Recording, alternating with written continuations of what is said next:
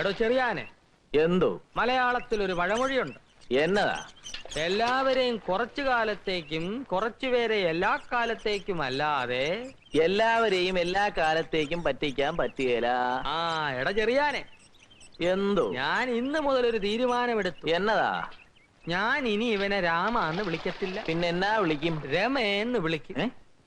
RAMA Rama, REMA Rama. ഒരു ചെറിയ വ്യത്യാസമല്ലേ ഉള്ളൂ. വളരെ ചെറിയ വ്യത്യാസം. വിളിക്കട്ടെ? വിളിക്കും. രമേ, ഞങ്ങളുടെ പ്രിയപ്പെട്ട രമേ.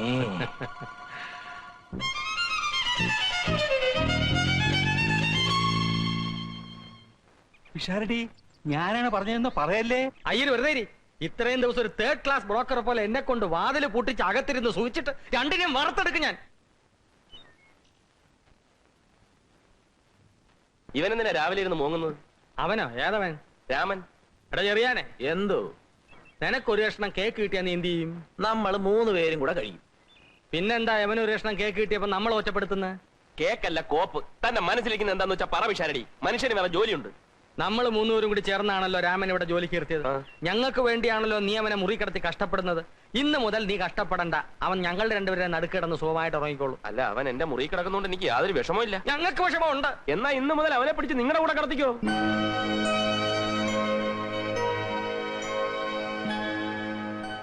ഓമനക്കുട്ടൻ അത് അത്ര സന്തോഷമായിട്ടല്ല പറഞ്ഞത്. അല്ല, എനിക്കെന്താ സന്തോഷക്കുറവ്? പക്ഷെ ഒരു കാര്യം, അവനൂടെ സമ്മതമാണെന്ന് ചോദിക്കണം. എന്തായാലേ എന്ന് പറഞ്ഞാൽ അതിനെപ്പറ്റി പറയുകയാണെങ്കിൽ അത് പിന്നെ നമുക്ക് ചോദിക്കാം, വാ. അല്ല പോയോ.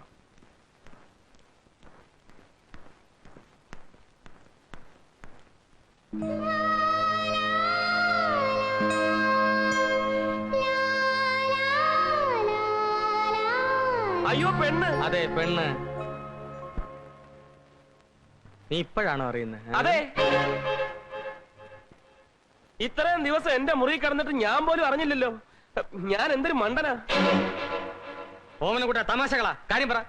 ഞാൻ കാര്യമായിട്ടാ പറയുന്നത്. ഒരു പെണ്ണാണെന്ന് അറിഞ്ഞാൽ ഞാൻ എന്റെ മുറി കിടത്തുവോ പിഷാരടി? നമുക്കൊരു അഭിമാനമില്ലേ? അല്ലെങ്കിൽ തന്നെ ഇവൻ പറയുന്ന നേരാണോ?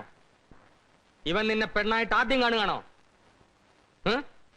അത് ഞാൻ പറയില്ല. നിങ്ങളിൽ ആര് പറയുന്ന ഞങ്ങൾ മണ്ടന്മാരെ വിശ്വസിക്കേണ്ടത്? അത് ചേട്ടൻ പറഞ്ഞിട്ടുണ്ട്. എന്ത് പറഞ്ഞിട്ടുണ്ട്? മുറി നടന്ന കാര്യം പുറത്ത് പറയരുതെന്ന്. അയ്യോ, പറഞ്ഞിട്ടുണ്ടോടാ? പറഞ്ഞിട്ടുണ്ടെന്നല്ലേ പറയുന്നത്. ചേട്ടൻ പറഞ്ഞാ നീ പറയോ? പറയും. ചേട്ടൻ പറ. എന്തോ പറയാനാ? പറയണ്ട കാര്യം എന്നാ പറ.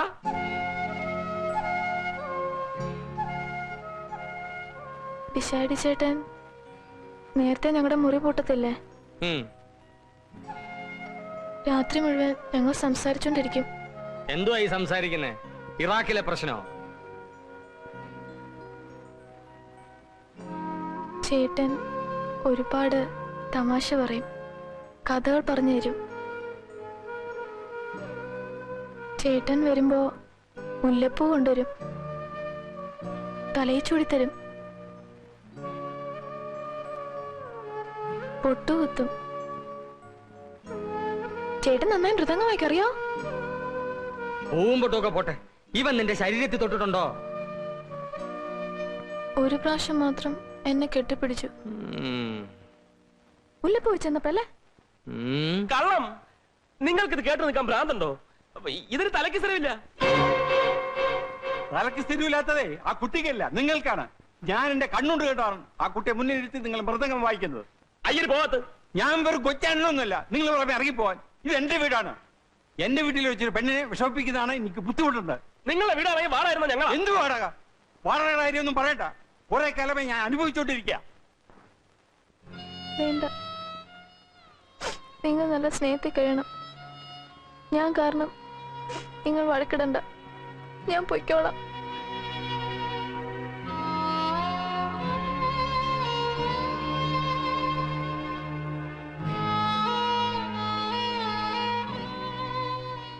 എല്ലാവരോടും ഞാൻ മാപ്പ് ചോദിക്കുന്നു. ആരെയും മനഃപൂർവ്വം പറ്റിക്കാനായി ഞാൻ ഒന്നും ചെയ്തിട്ടില്ല. ഗതികേട് കൊണ്ട് ചേട്ടനെ എനിക്കിഷ്ടമാണ്. ചേട്ടനെ ഒരിക്കലും എനിക്ക് മറക്കാനാവില്ല. മരിക്കുവോളൂ. കുട്ടി അവിടെ നിൽക്കൂ. നീ ഒരു കാര്യം മനസ്സിലാക്കിയോ, ഒരു കന്യകയുടെ ശാപം ഉണ്ടാക്കി വെക്കരുത്. കന്യകയാണെന്ന് ആര് പറഞ്ഞു? നിങ്ങൾക്ക് അവിടെ പേരറിയാവോ, നാടറിയാവോ? അങ്ങനെ എന്തെങ്കിലും ചോദിച്ചാൽ ഉടനെ അവൾ കരയും. അത് തന്നെ കള്ള ലക്ഷണമാ. നീ അവൾക്ക് മുല്ലപ്പൂ വാങ്ങിച്ചു കൊടുത്തോ? പൊട്ടുകുത്തിയോ? ഒരു പ്രാവശ്യമെങ്കിലും അവളുടെ ശരീരത്തിൽ തൊട്ടാൻ നിന്നെ അവൾ അനുവദിച്ചോ? തൊട്ടു എന്ന് പറഞ്ഞാൽ അങ്ങനെ തൊട്ടിട്ടൊന്നുമില്ല.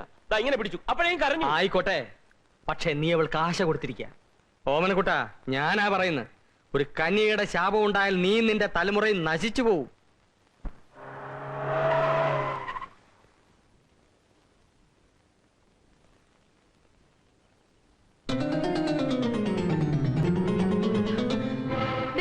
ഒരു ഇൻസ്പെക്ടർ വരുന്നുണ്ട്. ഇൻസ്പെക്ടർ എന്നെ കൊണ്ടുപോകാൻ ആള് വരുന്നത്. എന്നെ ആളോട് അയക്കില്ലേ, ഞാൻ പിന്നെ എവിടെയെങ്കിലും പോയിക്കോളാം. അയ്യോ, ദേ ഇപ്പൊ വരും. കുട്ടി ഇവിടെ നിൽക്ക. നമസ്കാരം. പിഷാരടി, അതെ PWD, അതെ സസ്പെൻഷൻ. അതെ. ഒരു പ്രധാനപ്പെട്ട കാര്യം പറയാനുണ്ട്. ഓ,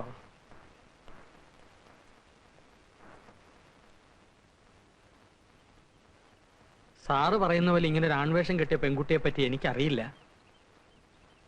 മിസ്റ്റർ പിഷാരടി, അവർ ഈ ഏരിയയിലുണ്ടെന്ന് ഞാൻ അറിഞ്ഞു. ഈ കോളനിയിലെ എല്ലാ വീടുകളിലും കയറിയിട്ടാണ് ഞാൻ ഇവിടെ വരുന്നത്. ഇത് അവസാനത്തെ വീടാണ്. എന്നെ ഒരു കാരണവശാലും നിരാശപ്പെടുത്തരുത്. സത്യമാണ് സാർ. ഇങ്ങോട്ടാണോ അതോ ഇങ്ങോട്ടാണോ? ഇങ്ങോട്ടാ. ഇങ്ങോട്ട്. ആ,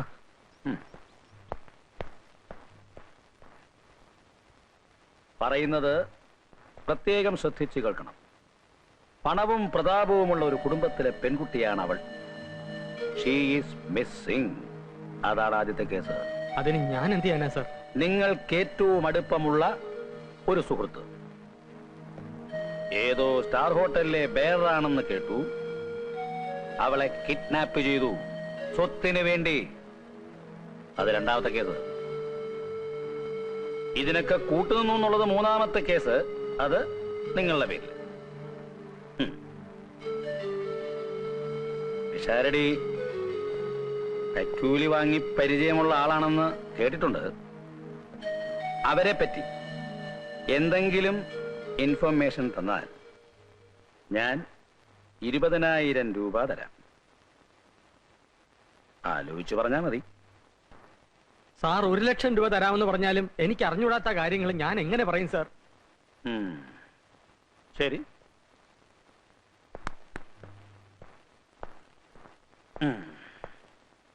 ഒന്നും ആലോചിക്കാതെ ഇൻസ്പെക്ടർ നാരായൺ ഈ വഴിക്ക് വരികയില്ല. ഇങ്ങോട്ട്. Thank you. അവൾ ആദ്യം പറ്റിച്ചത് എന്നെ. അവളെയും അവളെ തട്ടിക്കൊണ്ടുപോയ സുഹൃത്തിനെയും അതിന് കൂട്ടുനിന്ന തന്നെയും ഞാൻ വെറുതെ വിടുകയില്ല. രണ്ടിനെയും അകത്തൊളിപ്പിച്ച് വെച്ചിട്ടല്ലേടാ റാസ്കൽ നീ എനിക്ക് ടിപ്പണിയുന്നത് എന്ന് വേണമെങ്കിൽ എനിക്ക് ചോദിക്കാം. പക്ഷെ ഇത് കാഷായം. കള്ളം പറയാനുള്ള ലൈസൻസ്. ഇത് കാക്കി കള്ളം കണ്ടുപിടിക്കാനുള്ള ലൈസൻസ്.